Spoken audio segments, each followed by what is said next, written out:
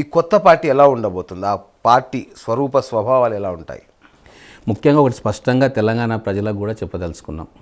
ఈరోజు తెలంగాణ ఉద్యమంలో అన్ని రకాల ప్రజల్ని, అన్ని వర్గాల ప్రజలను సమ్మేళనం చేసుకోవడానికి మనం ఒక మాట మాట్లాడినాం.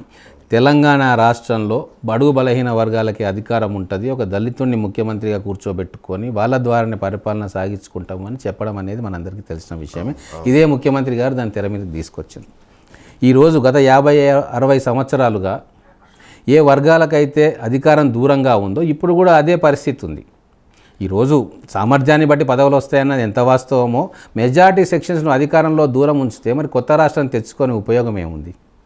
అందుకోసం మేము అంటున్నాము, ఈరోజు తెలంగాణ ఉద్యమంలో అన్ని వర్గాల నుంచి కూడా బ్రహ్మాండమైన నాయకత్వం తయారైంది. మరి ఆ నాయకత్వానికి పొలిటికల్ స్పేస్ ఇవ్వకుండా పాత నాయకత్వమే కుర్చీల మీద కూర్చుంటే మరి ఆ కొత్త నాయకత్వానికి స్థానం ఎక్కడ ఉంటుంది? సో ఆ కొత్త నాయకత్వానికి కొత్త ఆలోచనలతో వస్తుంది.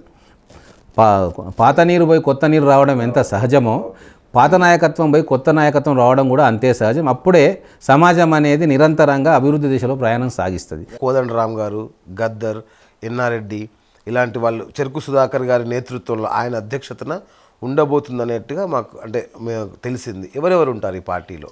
ఒకటి మా లక్ష్యం చాలా స్పష్టంగా ఉంది. అది ఏదో 2019లో అద్భుతాలు వస్తాయని కూడా మేము అనుకోవట్లేదు. ఖచ్చితంగా ఒక నిరంతర పోరాటం కొనసాగాలి.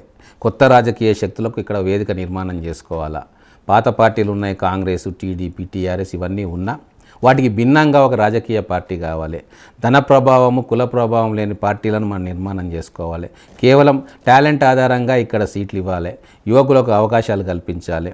ఎస్సీ, ఎస్టీ, బీసీ వర్గాలకు నాయకత్వంలో వాళ్ళకు ఆసరా ఇచ్చి వాళ్ళను ఎత్తుగా నిలిపే ప్రయత్నం జరగాలి.